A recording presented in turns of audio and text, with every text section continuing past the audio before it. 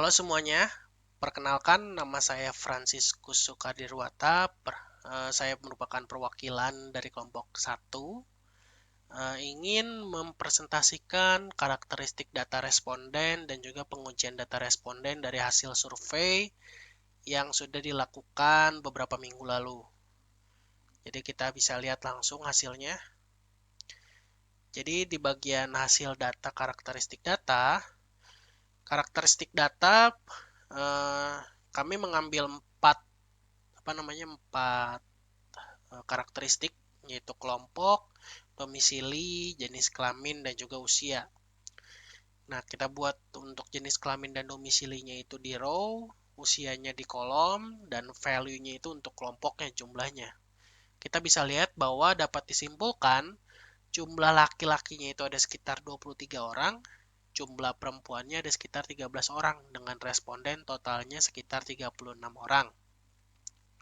Dan untuk laki-laki, rata-rata yang mengisi itu sebagian besar itu berada di luar kota Bogor. Sedangkan untuk perempuan, rata-rata sebagian mengisi di kota Bogor. Di Kabupaten Bogor.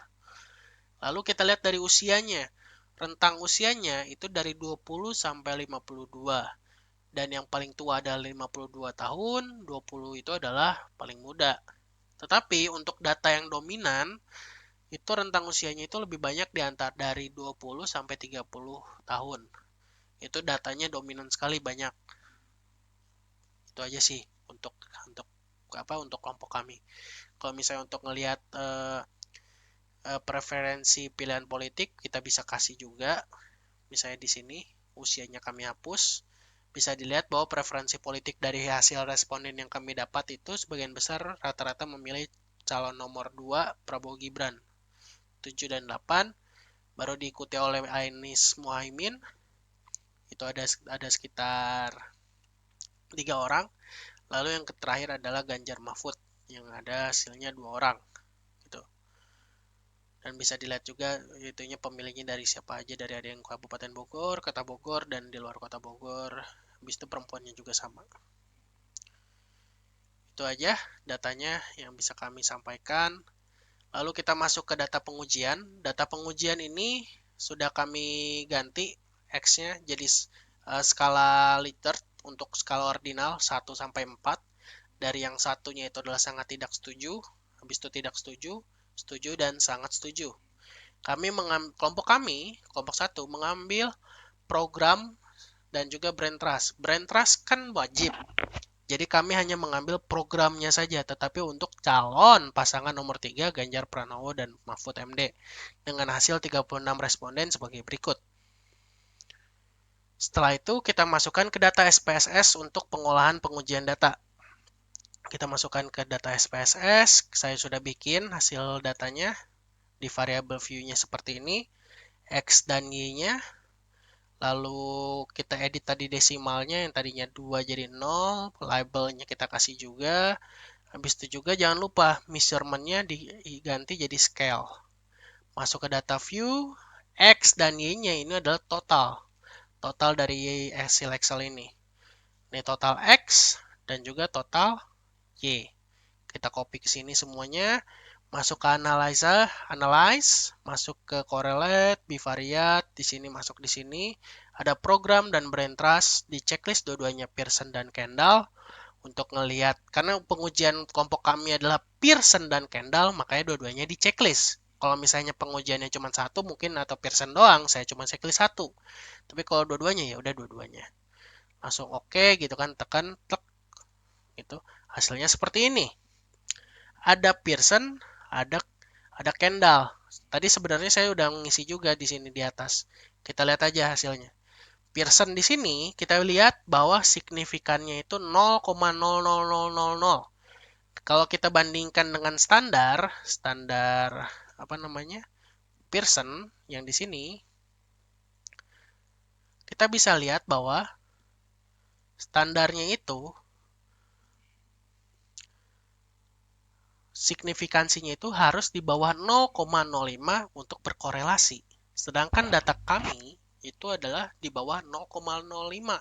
Bahkan data kami adalah 0,000.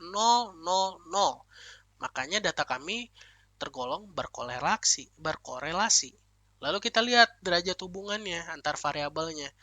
Kita lihat hasil Pearson correlation-nya, hasil kami adalah 0,894 positif, yang berarti masuk ke daerah nilai Pearson yang korelasi sempurna, 0,81 sampai 1.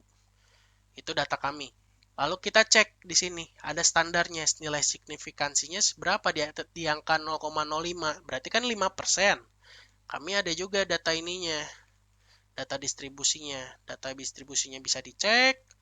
Kita lihat 0,894 itu kan tadi 36 N-nya.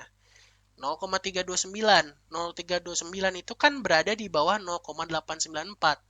Di sini dikatakan bahwa korelasi Pearson itu harus Pearson correlation-nya harus lebih besar daripada R table untuk berhubungan. Dalam kasus yang sekarang, data kami itu adalah 0,894, lebih besar daripada standarnya. Standarnya itu adalah 0,329. Oleh sebab itu dapat kita bilang data variabel antara program dan brain trust itu berhubungan antara satu dengan yang lainnya. Saya juga lupa membicarakan bahwa nilai korelasi ini itu bisa kita lihat, bisa kita baca seperti ini. Jika program-programnya ditambah atau mungkin meningkat, maka brain trust-nya juga dari Ganjar Pranowo juga akan meningkat. Begitupun sebaliknya, kalau misalnya turun ya turun gitu. Itu saya lupa jelaskan tadi. Itu kesimpulannya dari data derajat hubungan. Oke, Pearson sudah selesai, masuk ke bagian Kendall. Di Kendall sama Pearson itu tidak jauh berbeda. Jadi kita lihat juga kayak tadi signifikansinya yang ini. Kalau misalnya untuk signifikan itu harus di bawah 0,05. Sedangkan data kita 0,00000. Maka masuk signifikan tanda kurung nyata. Oke, ini udah. Masuk ke hubungan antar variabel. Kita lihat correlation coefficient-nya berapa. Di kami dapatnya datanya 0,819 positif dengan bintang 2.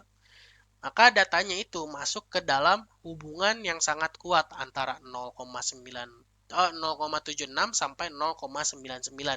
Itu nilai koefisien korelasinya untuk yang hubungan sangat kuat. Nah, sama seperti yang tadi. Kalau misalnya programnya meningkat, maka brain trust-nya juga meningkat. Nah, tadi kan dibilang ada tanda kutip 2.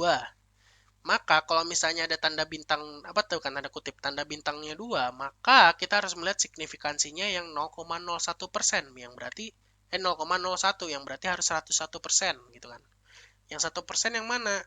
Kalau yang 1% berarti kita ngelihatnya yang ini, 0,424, 1%, ya kan? Signifikannya. 0,424, habis itu kita bandingkan dengan yang hasil yang sekarang. 0,819. 0,819 lebih besar daripada 0,314. Maka hasilnya adalah hubungannya itu positif. Bernilai positif. Gitu. Nah, kita lihat lagi nih. Maka kesimpulannya, korelasi Kendall itu kita bisa simpulkan berdasarkan perkataan gitu.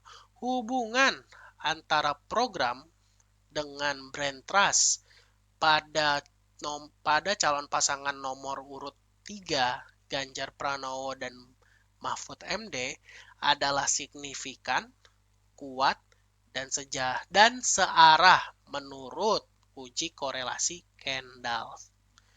Itu saja dari saya. Mohon maaf bila ada kesalahan kata dan kekurangannya. Terima kasih telah menonton video ini dan sampai jumpa.